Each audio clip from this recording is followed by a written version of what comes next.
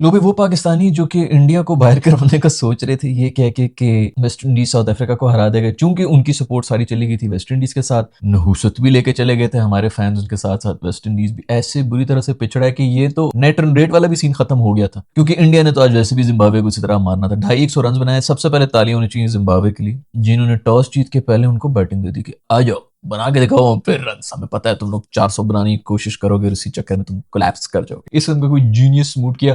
Zimbabwe वाले बहुत ज्यादा हवा में थे, बेसिकली 2 मैचेस जीत गए थे, एक बारिश बुरिश हो गई थी, वॉश आउट हो गए थे, तो बहुत ज्यादा हवा में उड़ना शुरू हो गए थे। कंडीशंस ऐसी थी कि वहां पर बाकी बैटर्स को कुछ समझ नहीं आई, इनकी बल्ले बल्ले हो गई थी। इंडिया के अंदर गए तो 2 मैचेस में अल्हम्दुलिल्लाह तकरीबन 500 रन खाए हैं जिम्बाब्वे की माइटी बॉलिंग लाइनअप ने। हर टीम ने बेसिकली अपनी नेट रन रेट सीधी की है। सेकंड राउंड में पहुंच गए हैं, जैसे कि हमने पहले भी डिस्कस किया था कि सेकंड राउंड में पहुंच गए हैं इंडिया को मुफ्त के 2 पॉइंट्स देने के लिए, और अभी जबरदस्त किस्म के 2 क्या 2.5 पॉइंट्स देके गए। नेट रन रेट पे अगर बात आती तो इंडिया सॉर्टेड था, लेकिन खैर अब वेस्ट इंडीज के साथ मैच होगा और वेस्ट इंडीज भी जो है वो हार जाएगा। इंडिया अब सेमीफाइनल में तो बैठा हुआ है, मोस्ट ऑफ जहां से मैं देख रहा हूं फाइनल के अंदर भी बैठे हुए हैं, but you never know, knockout match होना है। इसके बारे में ये बात करेंगे। वेस्ट इंडीज ने भी आज जो है अंधाधुंध कोई बैटिंग की है, कुछ समझ नहीं आ रही थी कि 6 आउट हुए हैं 50 रन के ऊपर, फिर भी हर बंदा आके छक्के मार रहा था। 400 रन बनाने की कोशिश की है, तब भी जाके 180 बन गए थे। अगर ये 220 230 की अगर कोशिश करते तो शायद 250 रन मार देते आज भी इन कंडीशंस के अंदर इस पिच के ऊपर। बट खैर सबसे पहले बात करेंगे भाई मोहम्मद आमिर के बारे में, जिनका बयान आजकल बड़ा वायरल हो रहा है, जिन्होंने ये कहा है कि यूएसए से माइटी यूएसए से हारने के बाद हमारे जितने भी प्लेयर्स हैं पाकिस्तानी, वो कह कहे मार रहे थे, हंस रहे थे। 1 घंटे के बाद फ्लाइट थी,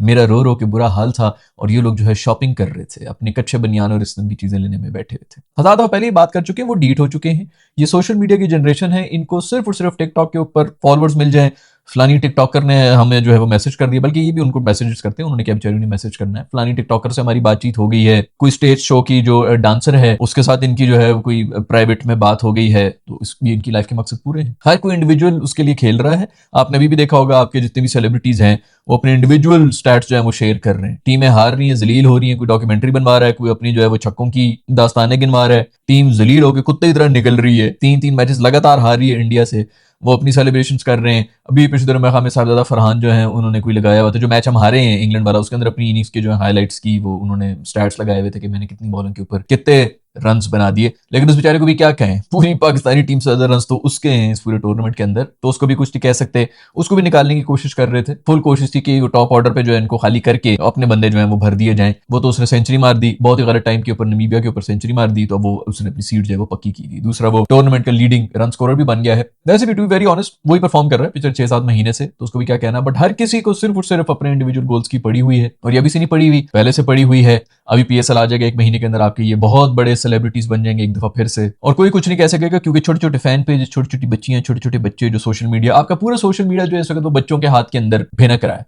और जितनी भी आपकी आवाम है वो यही समझती है कि वो ये सारी आवाम इनके साथ है, वो सारे बच्चों की आवाम है जो किसी के साथ है, और उसको ये लोग समझ रहे होते हैं कि ये तो बड़ी फैन फॉलोइंग है। वो बच्चे जिनके हार्मोन्स भी उनके कंट्रोल में, इनको कुछ समझ नहीं आ रहा कि हम किसको देख रहे हैं किसको नहीं। अब्बू ने जिसकी तारीफ कर दी थी इतने से थे हमने देख लिया था टीवी के ऊपर, हम उसी की तारीफें सुन सुन के हमारे डीएनए के अंदर वो इम्प्रिंट हो गया कि ये बहुत अच्छा बहुत बड़ा प्लेयर है, मैं बड़े होकर ये वाला प्लेयर बनूंगा। ये वो वाला बचपन का फेज है जो कि कम से कम भी 7 से 8 साल के बाद याद आएगा कि हम किस छिचोरेपन में बिजी थे, हम क्या छिचोरों को सपोर्ट कर रहे थे। ये वही टाइम है जिसके अंदर आप छोटे बच्चे होते हैं ना, सेकंड ईयर का कोई लड़का मिल रहा था तो आप यूं देख रहे होते हैं कि यार ये मैं भी बड़े होकर इसी तरह का बनूंगा, इन भाईजान की तरह बनूंगा, ये कितने जबरदस्त और कितने स्मार्ट और कितनी जबरदस्त पर्सनैलिटी है। अब आप उन भाईजान को देखते हैं, आप कहते हैं ये क्या छिचोरा आदमी। तो वो छोटे बचपनों के जो दिमाग की अभी जो फैंटेसीज होती है ना, वो चला रही है पूरे सोशल मीडिया को, और उसी के बेस के ऊपर आपके सेलिब्रिटीज भी जो है सेलिब्रिटीज बन रहे हैं। कुछ घंटों के बाद आपका पीएसएल शुरू हो जाएगा और ये सेलिब्रिटीज आपके इससे भी ज्यादा मशहूर हो जाएंगे। खैर आमिर ने बताया कि यूएसए से हारने के बाद हम टूर्नामेंट से आउट हो चुके थे। टूर्नामेंट से तो बेसिकली आउट नहीं हुए थे उस वक्त में, हमें इंडिया ने भी किक आउट किया। खैर जो भी था, यूएसए से हार के भी हम जैसे फैंस जो हैं वो लिटरली, मुझे याद है मैं कोई वीडियोस बनाता रहा हूँ तकरीबन 1.5 साल तक, मैं इसके बारे में जिक्र करता रहा हूँ कि मैं आज तक उस हार से बाहर नहीं निकला हूँ। इंडिया से हारना तो फिर भी कुछ समझ आती है ना, चलो दुनिया की नंबर 1 टीम है, जहां से भी हार गए, 120 रन नहीं हुए, 25 रन नहीं हुए, 250 रन नहीं हुए, कुछ भी ना हुआ, इन दी एंड जीता तो इंडिया ही ना, कि कम से कम जो है दुनिया की बेस्ट टीम ही जीती है भाई। यूएसए वाली हार के ऊपर मैं तकरीबन 1.5 साल बात करता रहा हूँ कि उस हार से आज तक मैं बाहर नहीं निकला हूँ, कि वो किस तरह हम हारे थे। और बंदा होता है ना, चलो एक दफा कुछ हो गया, 2-4 ओवर्स के अंदर आपने कोई गंद बला कर दिया, आपसे गेम हाथ से निकल गई, गेम हाथ से निकल गई थी, आप सुपर ओवर के अंदर दोबारा आपको चांस ही मिल गया था कि मैच ड्रॉ हो गया था और आप सुपर ओवर के अंदर आ गए थे, तो बंदा वहां पर आके थोड़ा सा जो है ना वो हो जाता है कि चलो यार दूसरा मौका मिल गया, अब थोड़ा सा हमें औकात में आ जाना चाहिए कि ये क्या बकवास हम कर रहे थे। तो हम हारते हारते फिर भी हम हार गए थे। तो एक दिन में हम 2 दफा हारे थे यूएसए से, और ये उसके बाद जो है खुल के फिर रहे थे, बयान भी इनके आ रहे थे कि कोई बीमार है क्या, सर्जरी की क्या जरूरत है, इस किस्म की सब चीजें जो आप लोगों के सामने ही है। और अभी तक कॉन्फिडेंट है, इनमें कोई किसी किस्म की वो नहीं है, इनको सिर्फ और सिर्फ अपनी लीग्स की पड़ी हुई है, लीग के अंदर अभी भी जो 100 के अंदर सारा का सारा है वो हुआ चला हुआ है ना कि पाकिस्तानी प्लेयर्स को नहीं लेंगे, ये वो इतना बड़ा हर कोई अपने बयान दे रहा है। बात जो है वो न्यूज मीडिया तक पहुंच गई कि पाकिस्तानियों को बैन किया जा रहा है। यूके जैसी कंट्री के अंदर भी इस तरह हुआ कि नेशनलिटी की बेस के ऊपर किसी को बैन कर दिया जाएगा। ये जरूर इन्होंने ही उड़वाई हुई, इन्हीं के एजेंट्स ने उड़वाई हुई है, जिनको पड़ी हुई है कि भाई हमारी कीमतें ना कहीं कम लग जाएं या हमें खरीदे ना, क्योंकि इन्होंने सिर्फ बेचना ही है, इनको तो सिर्फ यही सब कुछ चल रहा होता है। कौन सा आपका प्लेयर है जो इस वक्त 100 की टीम जो है मर रही होंगी कि हमने इस प्लेयर को जरूर लेना है, उन कंडीशंस के अंदर स्पेशली हम अपनी कंडीशंस के अंदर जलील हो रहे होते हैं। 100 में जो लास्ट टाइम आपका कोई नहीं बिका, एक का दुका शायद कोई बिके थे, वो इसलिए नहीं बिके थे कि किसी किसी एक की औकात है कि इस वक्त दुनिया की फ्रेंचाइजीज जो है वो मर रही हो कि मैंने इस पाकिस्तानी प्लेयर को जरूर लाना है, इसके लाने के बाद मेरी टीम की जो है वो बल्ले बल्ले हो जाएगी। अभी बीबीएल के अंदर आपके सारे सुपरस्टार्स गए हुए थे, सब के सब जलील होके आए, कोई एक नहीं है। हारिस रऊफ जो है उसने फिर भी कोई लीडिंग विकेट टेकर था, लेकिन उसने भी रज के कुट खाई थी, बट स्टिल सवाए उसके एक भी बंदा नहीं था जिसके बारे में कोई बात भी कर सके। वो उन कंडीशंस के अंदर मास्टर है हारिस रऊफ, वहां पे पता नहीं कब से खेल रहा है, पाकिस्तान में करियर उसका शुरू नहीं होता, वहां पे वो खेल रहा था। तो अभी बीबीएल के अंदर जलील हुए हैं, हर जगह पे जलील हो रहे होते हैं, पाकिस्तान टीम के अंदर जलील हो रहे हैं, इंटरनेशनल लेवल के ऊपर जलील हो रहे हैं, हर टूर्नामेंट के अंदर जलील हो रहे हैं। इनके पीछे जो आपकी फ्रेंचाइजी है वो मर रही होंगी कि हमने वो वाला पाकिस्तानी जरूर लेना, जितने मर्जी करोड़ रुपया दो लेकिन उसको हमारी टीम में लाओ। किसी को नहीं लेना था, लास्ट ईयर भी इसीलिए कोई भी नहीं बिका था, कोई भी मॉडर्न डे क्रिकेट के हिसाब से है ही नहीं। डेथ बॉलिंग आपकी करा नहीं सकता कोई बॉलर, और 150 160 की स्ट्राइक रेट पे आपका कोई एक बैटर भी बैटिंग नहीं कर सकता, तो क्यों खरीदेंगे फ्रेंचाइजीज। ये इन्होंने खुद ही जो है इनके एजेंट्स वगैरह उन सब ने ये खबरें उड़ाई हैं ताकि बात फैले फैले और थोड़ा सा वो उनके ऊपर प्रेशर बन जाए कि भी पाकिस्तानी प्लेयर्स को जरूर लेना है। अब जबरदस्ती तो आप कर नहीं सकते कि हर टीम के अंदर एक पाकिस्तानी, ये करके देख लो ताकि उधर भी जाके ये जलील हो जाए। जब जबरदस्ती आप घुस रहे होते हैं ना बड़े प्लेटफॉर्म के ऊपर, तो आप बड़े प्लेटफॉर्म पे जाके बड़े लेवल के ऊपर जलील हो रहे होते हैं, लेकिन उनको कोई फर्क तो पड़ता नहीं है जलील हो रहे हो कि ना हो रहे हो, वो ढीठ है, उनके पैसे भी बन रहे हैं, उनकी लाइफ के मकसद बिल्कुल पूरे हो रहे हैं, और यही सब कुछ चल रहा है।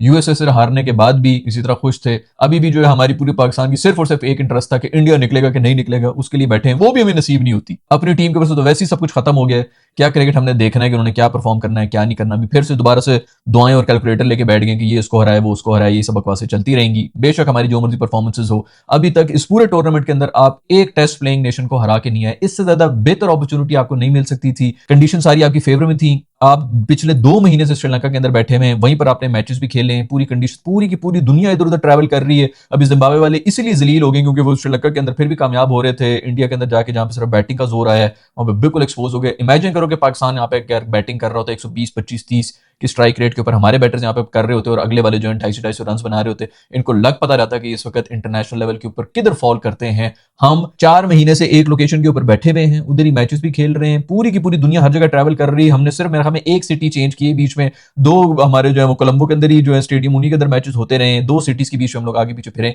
इससे बेहतर कोई हमें कंडीशंस मिल नहीं सकती थी, और हम एक भी टेस्ट प्लेइंग नेशन को नहीं हरा के बैठे हैं अभी तक, और अभी भी अगर किसी को हराने की कोशिश करेंगे तो वो श्रीलंका को करेंगे जो कि खुद जलील हो रही है इस पूरे टूर्नामेंट के अंदर। उन्होंने भी कोई खास क्रिकेट नहीं खेली, उनको एक हरा के तब भी हमारे चांस बने भी होंगे।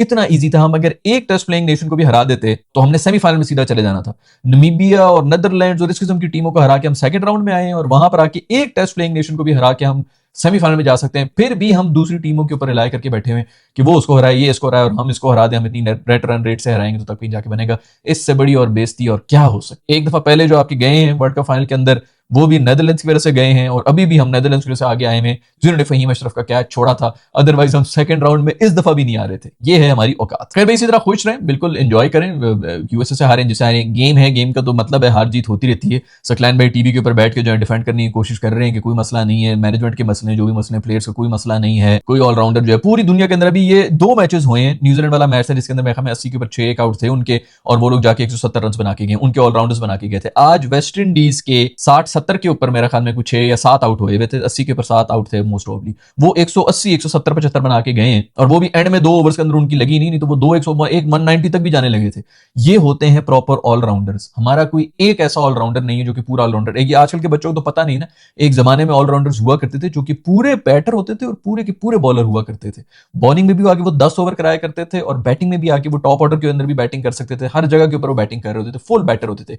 कैलिस वेलिस, इमरान खान, ये सब इस किस्म के जो लोग थे ना, इवन आफरीदी जो था उसकी टेक्निक के बारे में आप बात कर सकते हैं, मेंटल अप्रोच के बारे में बात कर सकते हैं, लेकिन वो टॉप ऑर्डर का बैटर भी था और वो पूरे 10 ओवर वाला बॉलर भी था आपका। तो ये आपके होते थे ऑलराउंडर्स। अब हमारे पास एक भी ऐसा ऑलराउंडर नहीं जिसकी हम बात कर सकेंगे भाईजान ये आके जो है पूरा बैटर हो वो है। हमारे रेलू कट्टे हैं जो कि आधे तीतर आधे बटेर हैं, ना वो ये है ना वो है, और उसके बाद भी कोई भी नहीं कह सकता कि ये दोनों कर सकते हैं। हर कोई बंदा सैम के बारे में कहता है ये बैटिंग ऑलराउंडर है, नवाज के बारे में कहता है कि वो बॉलिंग ऑलराउंडर है, शदाब साहब के बारे में कहते हैं बॉलिंग ऑलराउंडर है, फहीम के बारे में कहते हैं बॉलिंग ऑलराउंडर है। आप ये देख लें कि ना नवाज, शदाब और फहीम फहीम को तो ओवर ही नहीं मिल रहे होते, इनको 4-4 ओवर नहीं मिल रहे होते, या कम से कम 3 ओवर नहीं मिल रहे होते, और साइम साहब से बैटिंग ही नहीं हो रही होती। तो आपके जो ऑलराउंडर्स भी हैं उनका भी जो प्राइमरी रोल है वो भी वो पूरा नहीं कर रहे। ये आपकी टीम है, ये आपके ऑलराउंडर्स हैं। अभी वेस्ट इंडीज वाले ऑलराउंडर्स ने भी आके जो है वो 100 रन बना दिए, नीचे से आके बचा लिया टीम को। आपकी 9 तक, अभी ये जो पिछला मैच था उसके अंदर आपके मैं 15 के ऊपर कोई 5 आउट थे इंग्लैंड वाले मैच के अंदर, आपसे आखिरी 5 ओवर के अंदर कुछ भी नहीं हुआ। जिन ऑलराउंडर्स की बेस के ऊपर ये मतलब जो घुसाए में हमने एंड तक 9 तक, वो हर मैच के अंदर फेल हो रहे हैं।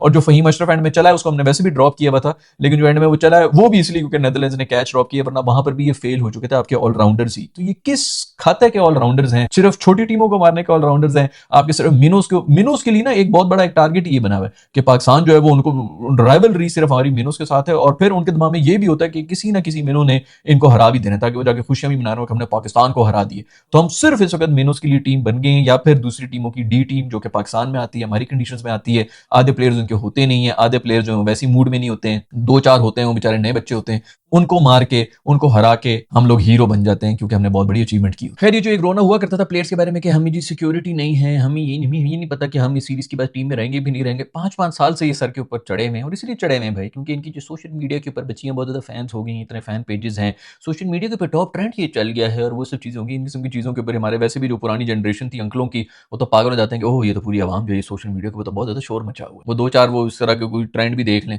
तो वो समझते हैं कि पूरी की पूरी आवाम जो है वो इस किस्म की बातें कर रही है। आधा से तो वैसे ही पेड ट्रेंड्स बना सकता है, कोई भी बना सकता है, तो उनको अभी तक समझ नहीं आनी। जब तक उनको समझ आनी है वैसी बड़ी देर हो जानी है। जितने भी गोरे कोचेज आए मेरी, अगर आप पुरानी वीडियोस उठा के देख लें, उनके बारे में यही कहता है कि ये जो गोरा कोच लेके आएंगे ना, जिस किस्म की जो इस वक्त आपके पास लॉट बैठी हुई है, इन्होंने गोदी में सर रख के रोना शुरू कर देना कि हमें ये मौका मिले, हमें वो, भाई दिल में ये रंजिशें हैं, और उनके साथ इस किस्म की बातें कर लेंगे। भाई वो आगे से कहेगा कि ठीक है अब मैं आ गया हूँ, अब तूने जो है तू बेफिक्र रह, मैं तुझे 1.5-2 साल तक कोई भी जो है इस किस्म की कोई चीज होनी नहीं दूंगा, लेकिन तूने मेरे लिए जो है वो गेम जिता के दिखानी है। साल 1.5 साल के बाद उनको जब तक समझ आएगी गोरों को कि हमारे साथ हुआ क्या है, ये छोड़ के भाग जाएंगे। पुरानी वीडियोस भी उठा के देखो, मैंने कर्स्टन के बारे में भी यही कहा था, गिलिस्पी के बारे में भी यही कहा था कि अभी घुस रहे हैं बेचारे, इनको पता ही नहीं है कि किस किस्म के छिछोरे और घटिया प्लेयर्स के बीच में घुस गए, इन्होंने क्या कुछ चालें डालनी है, कैसे अपने आप को ऊपर करना है, अपने आप को इनोसेंट। हर किसी के पास रीजन है, इनके साथ आप बैठ के देख लें, इनके सुसरों को सुन लें, हर किसी के पास अपने रीजन हैं कि जी ये बिल्कुल ठीक है, उसने गलत करा दी फलाना। अभी हमारा इस वक्त जो गोरा बैठा हुआ है ना, इसको भी जब तक समझ आएगी ना, तब तक पूरे पाकिस्तान का जो है बेड़ा गर्क हो जाएगा। साल 1.5 साल जलील करते हैं, निकल जाती टीम, हर जगह से निकल जाती है, ये भाग जाते हैं। ये इसी तरह भी ये भी करके जाएगा। ये वीडियो का भी स्क्रीनशॉट ले लो, पुराने वाली 2 जो है थे उनके भी मैं ये करके गया था कि अगला आएगा, जब तक उसको कुछ समझ आएगी, साल 1.5 साल तक, तब तक आपकी टीम का बेड़ा गर्क हुआ होगा। जब उसको समझ आएगी वो भाग जाएगा, फिर दोबारा से यही जो है साइकिल शुरू होगी। कोई भी बाहर से गोरा आएगा उसको समझ नहीं आएगी कि उसके साथ चालें क्या चली जा रही। खैर यही रोया करते थे ना कि भाई हमें सिक्योरिटी नहीं है, हमें पता नहीं होता कि हम एक परफॉर्मेंस जो है वो निकल जाए, हम टीम के लिए खेल रहे होते हैं, हम एक सीरीज के अंदर ना हो तो हम ड्रॉप हो जाते हैं। अभी उस तरह बच्चे ही हो रहे हैं। अबरार साहब ने एक गंदा मैच खेल लिया तो उसको उठा के बाहर कर दिया है। साहबजादा फरहान अगर सेंचुरी ना मारता, मैं खुदा की कसम खाने को तैयार हूं, उसको निकालने वाले थे। फखर जमान को, बाबर को ओपन करवाना था, या फखर जमान को ओपन करवाना था, उसकी सीट कंफर्म बाहर थी, साइम को तो बाहर कर नहीं रहे थे। अब मोस्ट ऑफली ये साइम को बाहर कर लेंगे क्योंकि लोग जो है वो बोलना शुरू हो गए कि भाई ये कर क्या रहे, हमें इसकी बैटिंग चाहिए कि हमें इसकी बॉलिंग चाहिए। फिर तुम लोग के पास जो 4,000 बॉलर्स पड़े हुए हैं उनसे फुल ओवर करा नहीं रहे हो, एक जो बैटर है उससे भी तुम लोग बॉलिंग करा रहे हो, उसके ऊपर हम रिलाय कर रहे हैं, तो बेटर है किधर फिर हमारे पास। अब शायद उसको साइड पे कर देंगे और फखर को घुसाएंगे, या बाबर को ओपन कराएंगे, या वटेवर। मोस्ट ऑफली अब साइम को बाहर कर देंगे क्योंकि जो सबसे छोटे हैं, जिनके सबसे कम रेफरेंसेज हैं, उन्हीं की सीट खतरे में है। ये जो आपके बैठे हुए जो मगरमच्छ की तरह चिपके हुए, इनको कोई हाथ भी नहीं लगा सकेगा। और वो जो बातें होती थी ना कि भाई एक गलत परफॉर्मेंस के ऊपर निकाल दिया, वो सिर्फ वही जिसके रेफरेंसेस नहीं होते वो निकाला जाता है, और अभी भी वही हो रहा है। ये पिछले 5 साल से हम रो रो के कह रही गंद है, गंद है, गंद है। पूरी दुनिया का क्रिकेट जो है वो चेंज हो गया, वो भी वाली क्रिकेट खेल रहे हैं जो 2020-21 में शायद थोड़ी बहुत रेलिवेंट थी। उसको भी 6 साल हो चुके हैं, वो वाली क्रिकेट ये खेल रहे हैं और अभी तक उधर ही बैठे हुए। उनको कोई बाहर नहीं कर सकता टीम में से, क्योंकि आई डोंट नो कौन सा वर्ल्ड कप इन्होंने जिताया हुआ है जिसकी वजह से इनको बाहर नहीं। वसीम वकार वगैरह को जो है 1-2 परफॉर्मेंसेस उन्होंने बुरी की थी एक वर्ल्ड कप में, बल्कि एक ही वर्ल्ड कप में फर्स्ट राउंड में निकले थे, सबको बाहर कर दिया गया था। अब ये पता नहीं कौन से पावे लेके बैठे हुए हैं कि जलील हो के जैसे मैंने कल की वीडियो में बताया था कि अभी एक नई टीम बनाएंगे, वो बायलैटरल सीरीज जो है वो जीतना शुरू हो जाएगी, और उसके बाद फिर जो है फिर वर्ल्ड कप या जो भी कोई आईसीसी का इवेंट आ रहा होगा उससे पहले कोई थोड़ी बहुत वो घटिया परफॉर्मेंस दे देंगे, तो उनमें से भी इक्का दुक्का दाना निकाल निकाल के यही वापस दोबारा इनको घुसा दिया जाएगा। क्योंकि मीडिया में इनके रिलेशनशिप्स हैं, बाकी पॉलिटिशियंस के साथ इनके रिलेशनशिप्स हैं, हर जगह के ऊपर इन्होंने जो अपना एक पावर सेट किया हुआ है। एजेंट्स अपना जो है वो जोर लगा रहे होते हैं कि ये नजर आए टीवी के ऊपर और ज्यादा, क्योंकि उनको पैसे मिलते हैं जब भी कोई ब्रांड डील लगती है, इस किस्म की चीजें होती हैं, उनको आपका सेलिब्रिटी बनाया हुआ है। पीएसएल के अंदर वैसे ही ये सारे जो है सेलिब्रिटी बन के आ जाएंगे आपके। मैं तो कल की वीडियो में यही बता रहा था आप लोगों को कि पहले तो पीएसएल के रेलू कट्टे स्टैंडर्ड में से जो परफॉर्म कर रहा होता था वो हमारा सुपरस्टार बन जाता था और उसको टीम में डालना होता था। अब उसी रेलू कट्टे स्टैंडर्ड से हमने कोच भी ढूंढ लिए, वो भी आपका दुनिया का सबसे बेस्ट कोच बन गया है क्योंकि उसने इस्लामाबाद यूनाइटेड को जितवाया था, जो कि सारी की सारी उसकी जितनी भी विक्ट्रीज रही इस्लामाबाद यूनाइटेड की वो अपने टॉप ऑर्डर जो कि वो बाहर से इंपोर्ट करते थे गोरे, वही डिपार्टमेंट जिसके अंदर पाकिस्तान आज तक एक्सपोज हो रहा है कि आपको पता ही नहीं है कि टॉप ऑर्डर क्या है, और आपके पास सारे के सारे टॉप ऑर्डर के बैटर घुसाए हैं क्योंकि हर किसी को ऊपर पड़ी होती है। मैं ऊपर घुस जाऊं जब सारे के सारी फील्ड अंदर होती है, बीच में से दो चार चौके निकाल के फिर भी 120 125 की स्ट्राइक रेट पर मैं बैटिंग कर लूंगा, आगे जाके तो मुझे कुछ होगा नहीं, ना मुझे ऊपर से मारना आता है ना मुझे बीच में से निकालना आता है गैपों में से, तो यहाँ पे एक्सपोज ही। तो हर कोई आपका टॉप ऑर्डर का बैटर है। अभी पीएसएल शुरू होगा, बाबर भी टॉप ऑर्डर बैटर होगा, साहिबजादा टॉप ऑर्डर है, साइम टॉप ऑर्डर है, फखर टॉप ऑर्डर है, उस्मान खान भी मोस्ट ऑफ टॉप ऑर्डर में आएंगे और आगा सलमान तो वैसे ही टॉप ऑर्डर है। तो ये 6 के 6 आपका तो पूरा बैटिंग ऑर्डर है, ये सारे टॉप ऑर्डर के बैटर हैं। आपके पास बीच में कोई भी नहीं है, आगे जो आपके रेलू कट्टे। इनफैक्ट ये आपको याद होगा इस्लामाबाद यूनाइटेड के अंदर जब भी इजी सिचुएशन होती थी शादाब भाई जो है 1 डाउन आया करते थे, 1 डाउन या 2 डाउन नंबर 3 के ऊपर वो आ रहे थे बैटिंग करते थे, और उनकी इतनी मतलब आप ये चेक करें पिछला पीएसएल ही था उसके अंदर उनका बयान भी था कि कंडीशंस अच्छी थी, इजी थी, इसलिए मैं ऊपर आया हूं। और फिर अगले मैच के अंदर जब थोड़ी सी कंडीशन थोड़ी ट्रिकी थी तो उन्होंने खुद कहा था कि जी कंडीशन इतनी ईजी नहीं थी तो मैं इसलिए ऊपर नहीं आया। ये आपके कैमरा के ऊपर आके बोल रहे होते हैं, लेकिन इतनी जहालत है इस मुल्क के अंदर, मेजोरिटी चूंकि जाहिल हैं वो अपने जैसे लोगों को ही आगे आने देंगे जिनसे वो कनेक्ट कर सकते हैं। शान मसूद जैसे उनका कोई बंदा आएगा, मैं नहीं कह रहा कि बहुत बड़े प्लेयर्स हैं, लेकिन जरा से भी उनको थोड़ी भिनक आ जाएगी ना कि ये पढ़ा लिखा आदमी है या ये हमारी तरह नहीं, ये अंग्रेजी में बात कर रहा है, तो उससे ये पीछे होना शुरू हो जाएंगे कि नहीं भाई ये तो पता नहीं कौन कौन लोग हैं, हम तो इनकी तरह है ही नहीं। आपका पूरा का पूरा ये जो गैंग बना हुआ रोटी गैंग, इन्होंने इसी तरह के सारे अपनी तरह के माइंडसेट वाले जिनको सिर्फ रोटी पानी शॉपिंग और इस किस्म की जुगते हैं, वो अभी आगे जो है बेशर्मों की तरह शादाब भाई अभी भी अपने इंटरव्यूज दे रहे हैं जिनके अंदर वो ये कह रहे हैं कि रमजान हमारे साथ है, हम अपना काम कर रहे हैं, आप अपना काम शुरू कर दें, पैसे भी ये लें और दुआएं भी ये लें। गरीब आदमी पहले एक जमाने में कहता था कि चलो पैसे नहीं है, लोगों की दुआएं तो मिल रही हैं, इनको पैसे भी चाहिए और दुआएं भी चाहिए। वो अभी भी बेशर्मों की तरह रमजान के ऊपर सारा डाल के बैठे हुए। और यू नेवर नो, अभी भी न्यूजीलैंड अगर हार जाए इंग्लैंड से और अच्छी खासी बुरे मार्जिन से 50-60 रन से भी हार जाए और हम भी 50-60 रन से जीत गए श्रीलंका से, क्योंकि श्रीलंका को बहुत बड़ी टीम तो है नहीं और जिस उनकी घटिया वो क्रिकेट खेल रही है, अगर हम ये जीत जाए तो हम सेमीफाइनल में भी जा रहे होंगे और ये सारा का सारा जो है कारपेट के नीचे जाएगा जितनी गंदी और थर्ड क्लास हमने परफॉर्मेंस की है। यही सब कुछ हमने किया था 2023 या जो भी था जिसके अंदर हम फाइनल के अंदर पहुंचे हुए थे। अभी भी आपको बहुत से ऐसे फैंस मिल जाएंगे जो कह रहे होंगे जो भी हो भाई फाइनल में तो गए थे ना इसी टीम के साथ। बल्कि आज परसों मैं कोई पोस्ट देख रहा था जिसके अंदर बंदा ये कह रहा था कि यारी दोस्ती टीम को जितनी मर्जी गालियां दे दो भाई, वो फाइनल तो खेल के आया, तुम्हारी यारी दोस्ती जो है वो नेदरलैंड्स ने साउथ अफ्रीका को हराया था।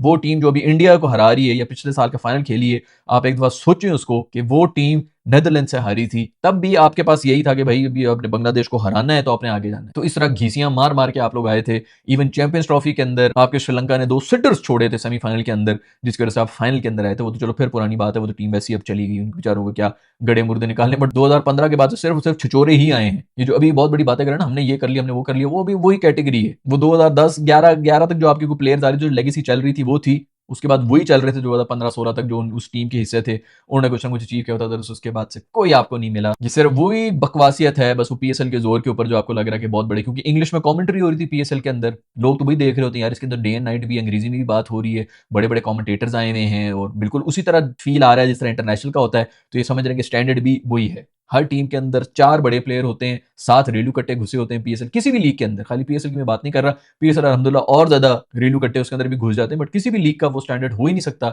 जो कि इंटरनेशनल लेवल के ऊपर होता है, जो प्रेशर वहां पर होता है। लेकिन कुछ जरूरत ही नहीं है इन सब चीजों के बारे में बात करने की भाई, क्योंकि अभी फिर पीएसएल शुरू होगा, आपके फिर ये दोबारा से सुपरस्टार्स बने हुए होंगे। आप हर एड में इनको देखेंगे, 24 घंटे अगर टीवी के ऊपर आ रहा है, छोटी छोटी बच्चियां देख रही होंगी कि ये तो बहुत बड़े प्लेयर्स हैं, क्योंकि वो सिर्फ टीवी के ऊपर ही देख रही हैं और वो दुनिया के सबसे बड़े प्लेयर्स जो हैं ऐसे लेवल के ऊपर आके जलील होते हैं, लेकिन इनको कोई नहीं निकाल सकता। खैर भाई इंडिया के लिए सब कुछ सेट हो चुका है, मोस्ट ऑफली वेस्ट इंडीज के साथ मैच है। You never know West Indies क्या कर लेते हैं, लेकिन आज जिस किस्म की बकवास में क्रिकेट खेल रहे थे, ये तो अभी एंड में उन्होंने कोई किस्मत विस्मत मतलब वो चल गए। होल्डर था और वो दूसरा वो शेफर्ड जो है उन्होंने आके रन बना दिए थे, नहीं तो उनसे जो बिल्कुल 100 रन नहीं हो रहे थे, पागलों की तरह छक्के मारे। मुझे समझ नहीं आ रही कि किस किस्म की क्रिकेट खेल रहे हैं। मैं हमें किसी ने फुल लाइसेंस दिया था कि बेटा हार भी जाओ कोई मसला नहीं, हमारी जेबें गर्म है। तो सेट जो है वो हो चुका है पूरा का पूरा प्लेटफॉर्म। अब क्वार्टर फाइनल बन गया है इंडिया का और वेस्ट इंडीज का, वो जो भी जीतेगा आगे चला जाएगा और मोस्ट ऑफली इंडिया के जो है वो चांसेस हैं, क्योंकि वेस्ट इंडीज भी आज जिस तरह की क्रिकेट खेल रहे थे मुझे नहीं लगता बहुत है।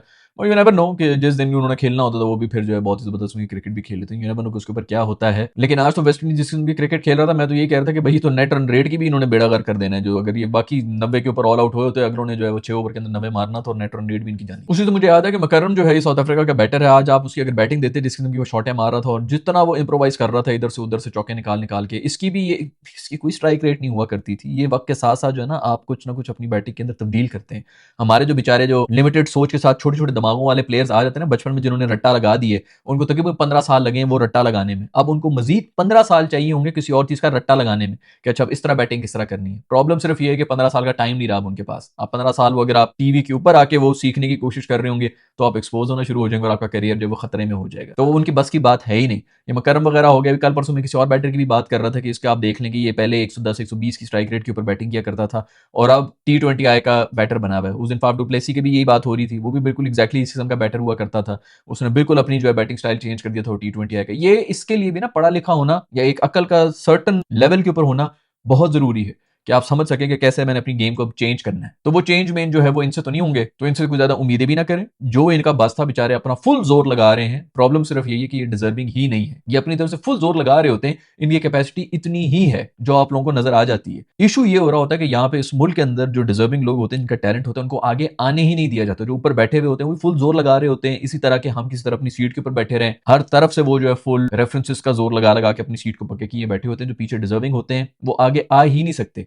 और जब डिजर्विंग लोग आगे आना शुरू हो जाते हैं ना तो फिर आप उनका वो बॉडी लैंग्वेज और उनकी गेम प्लान जो गेम से आपको नजर आ जाता है कि यार ये बंदा जो है फुल ऑफ कॉन्फिडेंस है। ईशान किशन अभी घुसा हुआ है ना उसके अंदर, टीम के अंदर, जब वो टीम से आउट हुआ था वो फुल कॉन्फिडेंस, अपने ऊपर उसको सिर्फ कॉन्फिडेंस है और वो आके हर वही सारा कॉन्फिडेंस आपको उसकी बैटिंग में नजर आ रहा हो। इसी तरह जो भी प्लेयर अपनी मेहनत के बलबूते के ऊपर ऊपर आया होगा उसका कॉन्फिडेंस, उसके खेलने का अंदाज, उसकी दलेरी, सब कुछ आपको नजर आएगी। जो सिफारिश की बेस के ऊपर आया होगा उसमें वो चीज नजर ही नहीं आएगी। और हम हमेशा यही बोलते रहेंगे कि भाई आखिर हमारी टीम का मसला क्या है, हमारी टीम ऐसी हुआ नहीं करती थी, सिस्टम के मसले हैं कि बैटिंग के मसले हैं कि बॉलिंग के मसले हैं कि मिडिल ऑर्डर के मसले हैं। मसला सिर्फ एक है कि हम एक बददयानत कौम हैं और हम डिजर्विंग लोगों को आगे आने ही नहीं देते।